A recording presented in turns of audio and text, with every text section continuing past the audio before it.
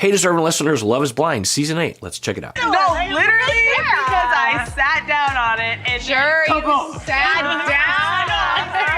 I sat down on something. But yeah, it's a good joke. You look like a little kid. I'll take that as a compliment. Even though you were 28, you seem to be really mature. Yeah. So I just want to point out this manipulative edit. It's so egregious. It's probably happening a lot, but this one was just really easy to detect. So she says, "Whoa, you look really young," because that was one of the narratives, right, between Brittany and Devon, because Brittany is 34 and Devon is 28, and which isn't a huge age difference, but it was notable. And maybe it's particularly interesting because he, as the man is younger, I guess.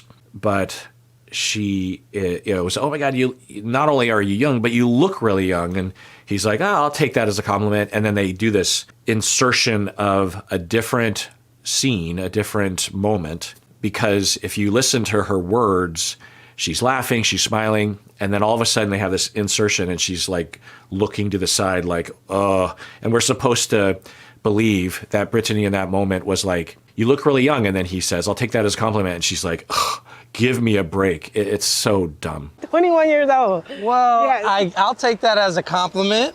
Even though you were 20. You know what I mean? I don't know why I want to point it out. I guess on some random chance that the showrunners or the editors watch my videos or this clip or it's sent to them, I just want to say, don't do that. It makes me not trust this show.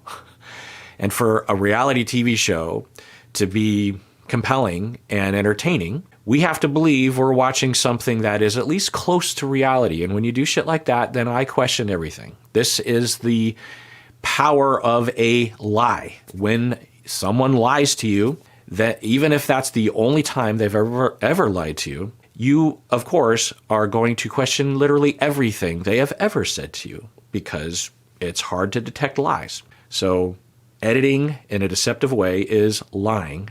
At the very least, you would just think it's immoral.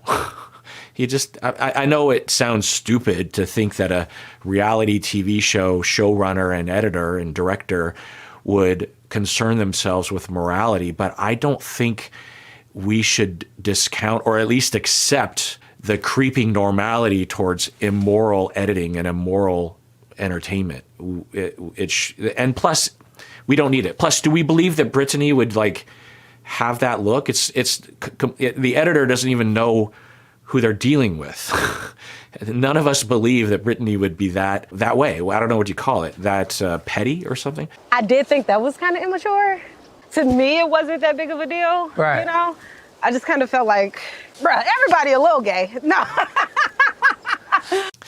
Okay, so I'm guessing that Brittany planned on having a light but, assertive conversation with Devon about this. I don't know what her motivation would be. I could imagine what it would be, but she is having and maybe this is a small part of a much larger conversation that they're having. But yeah, so she is essentially saying what she said in the pods as to why she broke up with him, that she didn't appreciate. Now, the word immature is particular, but if I were Brittany's friend and I were to be talking about how to say this to him, I would tell her to think of other kinds of words.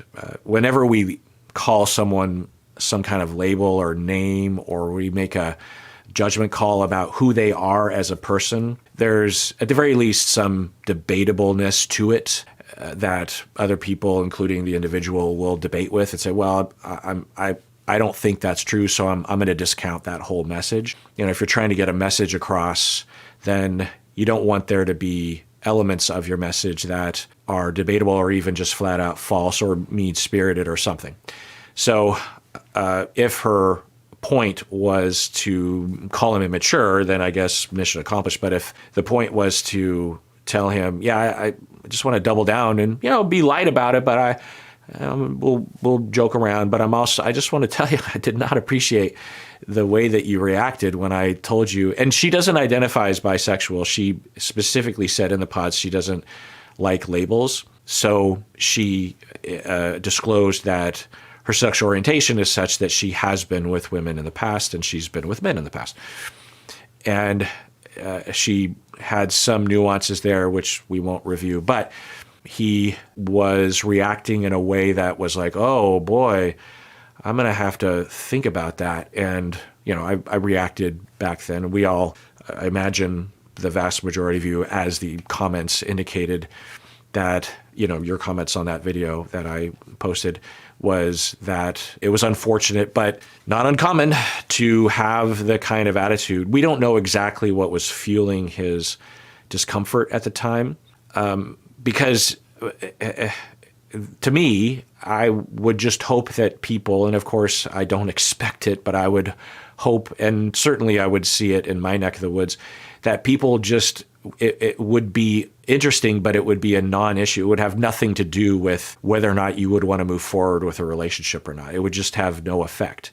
And he asked questions that are very typical biphobic sorts of ideas of, well, if you're into both men and women, then you must be a slut. You must be like a horn dog who's having sex with everyone, right? Because you don't even discriminate about who you have sex with. So you just must be constantly having sex. It's like, what are you talking about? My God, right? And he didn't say that, but the questions were, I think, exhibiting that bigotry. And so what word would we put? Well, bigoted. But if she's trying to get the word across to him, I guess I would just stick with the original way that she said it, which is, I don't appreciate the way that you responded. And, she's really nice. She delivers it in a very kind way. She's not being pointed. She has a very easy way about her. But the word immature, and plus, do we think that as people mature, they discard those bigoted notions? No. If anything, immature people or younger people or inexperienced people who haven't been indoctrinated into our stupid society yet, maybe not necessarily true, but they might have more open-mindedness because they haven't been brainwashed yet. You know what I mean? So I don't think it's a matter of maturity necessarily. I think you're like a really great person. The person you are, I know you're going to find somebody. Yeah, So. I'm good. Yeah. But enough about me. How's everything with Virginia? The way that Devon responded, I mean, it's hard to know how to respond. And the thing about Devon is that I don't know if he's shy or he's not very experienced in these kinds of conversations. But after seeing the conversation with him and Virginia in bed when they're talking about politics, I just wonder how comfortable he is, or if he's holding back, or if he's just kind of one of those sorts of people that, I don't want to say simple. Simple usually is referring to someone's IQ. That's not what I'm meaning, but just more not complicated. I can't tell. What do you think? I think there's a lot of possibilities. And, of course, I'm watching a reality TV show, so I'm sure he contains multitudes just like everyone else. Y'all seem the most, genuine. Y'all can I appreciate really vibe. No, seriously. You can tell when people really love each other. I'm really happy for you and Virginia. Yeah, that's interesting. I'm always curious at my point of the story. You probably know who gets married and who doesn't, and who hates each other at the reunion and all that stuff. Because where I am in time, the reunion was posted yesterday, but I have yet to even see the wedding, so I don't even know. But I'm always curious watching the show what's happening, because, we're just seeing these little snippets, and I hope that Devon and Virginia work out. I think, for the most part, I don't have any reason to root against them, and I don't even have any reason to believe that they're not going to work out. They just haven't really given us much to grab onto with these individuals. But at any rate, for Brittany to say that, I'm like, oh, she's from the outside watching the two of them. She doesn't have much experience, though, because Party hasn't been very hasn't, she's only been there for a little bit of time. But according to her, she's like, you look very genuine. You look very much in love. She's even saying you look the most genuine, the most in love, which is interesting because I would have thought that Joey and Monica, but, I don't know if they have much affection for each other. They get along on camera well. There was a little scene that I'll mention where the 4 women who are still engaged, Monica, Virginia, Taylor, and Sarah, were conferring at the beginning of the party about getting their wedding licenses. And they were talking about how they were writing their new last name. They were like, oh my God, I wrote it out. Monica with Joey's last name. It reminded me, I forget Joey's last name. It sounded French, like Lemire or Lemille or something. And it reminded me of Lefebvre from It's Always Sunny in Philadelphia, if you're a fan. Anyway, I just remember that whole, I'm getting off right now. Anyway, so Monica and Virginia and Taylor were talking about changing their names. And then Sarah asked about hyphenating. And the other women were like, or Taylor, I think, was saying something like, yeah, I thought originally I would, but then when I saw it in print, or I can't remember, maybe it was Virginia, anyway. And so they had that conversation, which to me, it seemed like, that's another tick in the column of they're serious about getting married, right? Because, we've seen so many other seasons and couples that looking back, we're like, oh, you were probably a no a long time ago. So I don't know. Yeah, I'm fine. For now. Last night sucked. I was trying really hard not to make it feel like it was like, my decision. What? Right down the middle of my hypothesis, just like a strike, a fastball right down the middle of the strike zone. Let's rewatch that. I was trying really hard not to make it feel like it was like. I was trying really hard to make it feel like it was, wait. I was trying to make it feel, start over. Wait, did I read it wrong? Talk about confirmation bias. So I think he's saying the opposite of what I thought he was saying. That's embarrassing. Let's rewind. For now. Last night sucked. I was trying really hard not to make it. Okay. It is the original.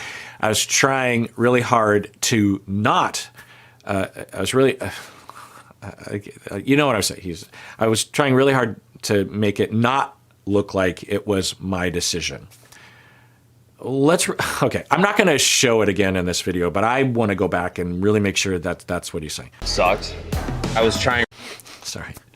I mean, I was embarrassed, and then I'm like, oh no, I shouldn't be embarrassed. I was trying really hard not. Really hard not to make it. I was trying really hard not to make it feel like it was my decision to himself or to Lauren.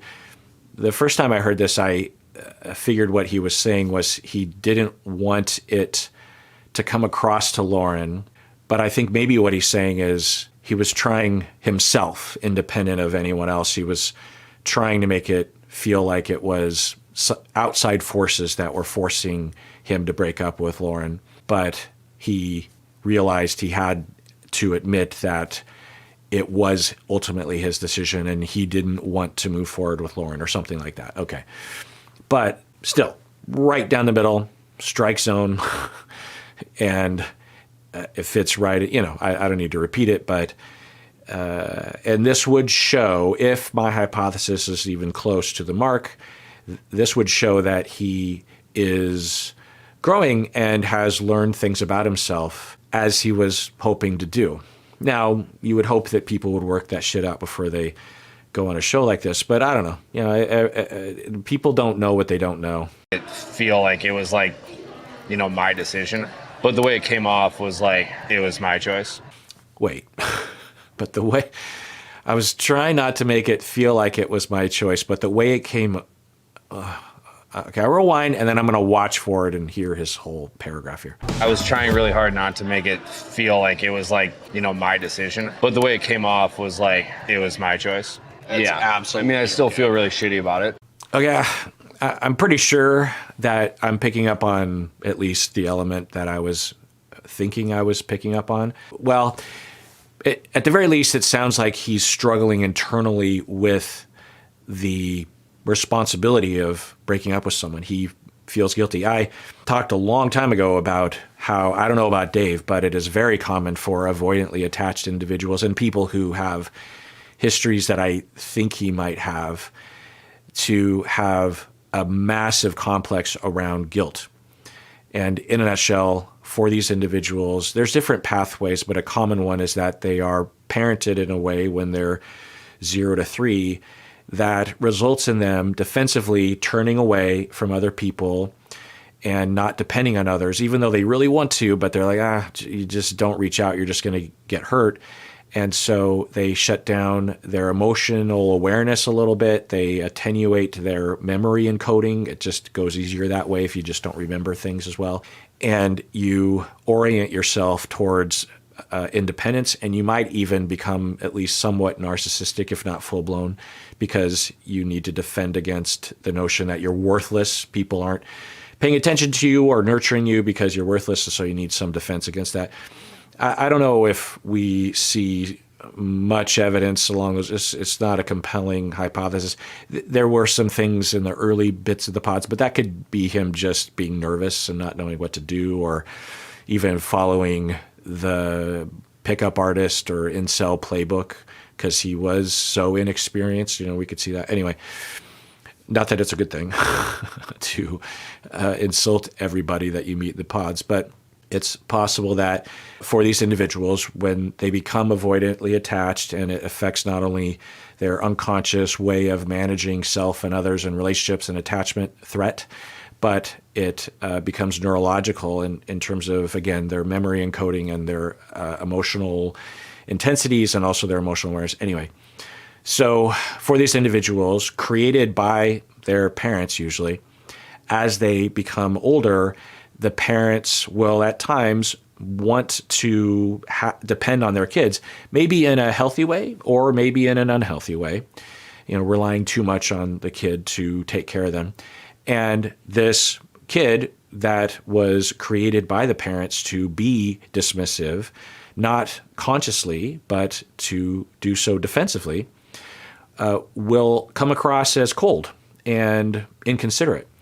And the parents will get hurt and then attack the child.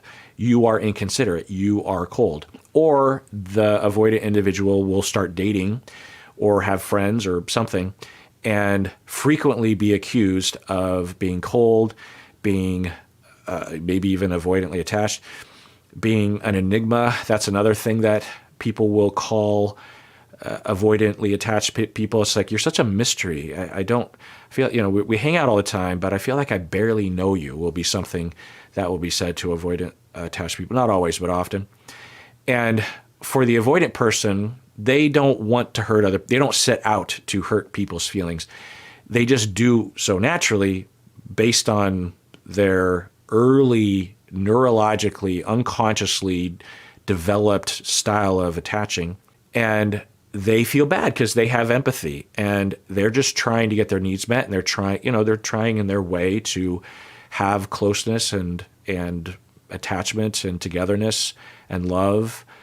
And repeatedly they're being yelled at or cried at, and maybe for good reason, but they're confused and they feel like, how come I keep ruining everyone's lives? And it goes back to the very beginning for them. When they were 2, they were wondering, why am I being ignored? Why am I being rejected? Why do I feel so horrible all the time? It must be something about me. That's what people do, particularly young children. And so it triggers that of, oh, yeah, I'm a horrible person. That's why I've always been ignored my whole life. That's why I've never received love and attention. This is why I will say that underneath every avoidant, dismissive, attached individual is a preoccupied, anxious person. It's this kind of thing, right?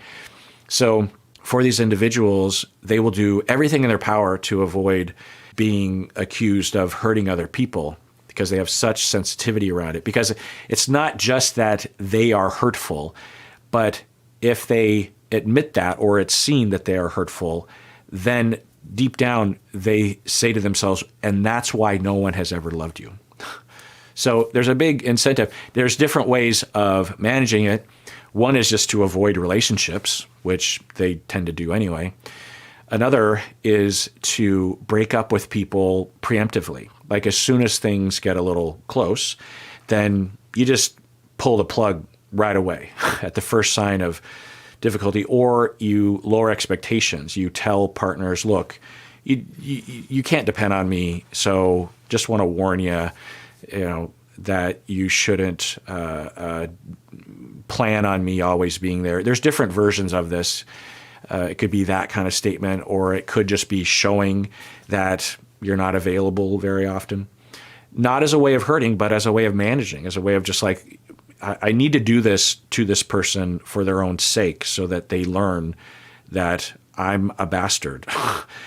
Or not a bastard, but I'm a cold, shut down, emotionless person, even though they have a lot of emotion. Anyway. Or they will get out ahead of it in a hostile way and accuse other people of being the jerk face. You're the one, you should feel guilty for the way you're treating me. Okay. You're the one that ruined. I didn't ruin it. You ruined it. I don't feel guilty because I'm trying to make it not feel like it was my choice. You did this. This was your fault. You started out coming into this scenario, having this person. You dated someone just before. What else am I supposed to do? I don't have any choice. So I can't feel guilty. And yet through that process, deep down, the individual knows that they did it again. And they feel even more guilt. Up is going to feel shitty. I didn't want to look at it like I broke up with her, because like that's not what I was trying to do. If you don't feel like 100% like I want to do this, then it may. All right, so the guys are doing their best to console, but I don't know if they're really hearing what he's saying. He keeps saying, I did not want to make it seem like it was my fault. I did not want the story, or I didn't want Lauren to think that the breakup was because of me. It was because of the jabronis. It was because of my sister. It was because of my dad. It's not because of me. Now, there's a possibility in the real sister. I mean, the sister might not even exist, right? But if she does, which I imagine she does, we have no idea what her relationship is really like with Dave. We don't really know what her behavior is really like. So it could be similar to the way Dave is describing it, or it could be something much different. It could be worse. It could be better. It could be more nuanced. It's hard to know. But it's possible that, for Dave anyway, he legitimately or illegitimately can conclude that it wasn't really his decision. And that would be another tick in the column of the dependent individual, right? And in line with dependent personality, which of course I'm not diagnosing him with because how would I know? But not always, but sometimes these individuals will have a similar syndrome that they'll develop. I described the avoidance syndrome of guilt, the complex that they have around guilt. Dependent people can also have this in that they can harm people because of their belief that they're incompetent, and they often will self-sabotage depending. But they can develop a similar complex around guilt because they also will hurt people a lot and will attribute it to their incompetence, generally speaking, their immaturity, or they'll label themselves as stupid or something. And they will worry about their inherent harm that they will bestow upon others. And so they can have a similar kind of way of trying to get out ahead of that by always trying to say, this isn't me, and blaming sister or relying on sister to tell them what to do or something. Breakup is going to feel shitty. I didn't want to look at it like I broke up with her. Just wanted to rewind that. I didn't want to look at it like I broke up with her. Isn't that so interesting, right? It's just so interesting. Now, I've treated many individuals like this, but I can't remember a time when we've ever seen as blatant of a presentation of this sort of thing, which I can't know if it's really happening, but it fits very well. I say that not to say as some sort of code that I really believe that he has X, Y, or Z.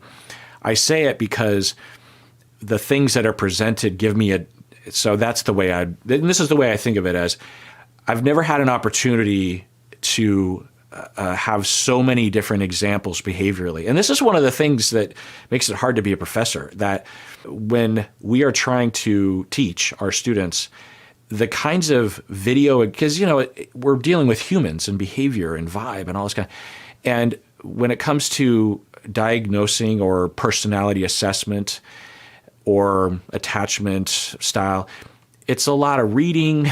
It's a lot of, that sort of, academics writing papers and blah, blah, research and da, da, da. But there's so few actual human examples of the kinds of things that we talk about. And we talk about a lot of things, thousands of different, the kinds of things that I've touched on in the various videos that I've made on this channel just scrape the surface. In my audio podcast, I get into a lot more of those other things. But when I'm reacting to a reality TV show, I only will typically react to what I'm seeing, and the kinds of stuff we even can speculate on is a very limited set of personality traits or constructs within our field. Anyway, so it gets me excited because I can't think of a single instructional video in my field that represents the kinds of things I've been talking about, even close to the way Dave, because Dave has said so many things in this category.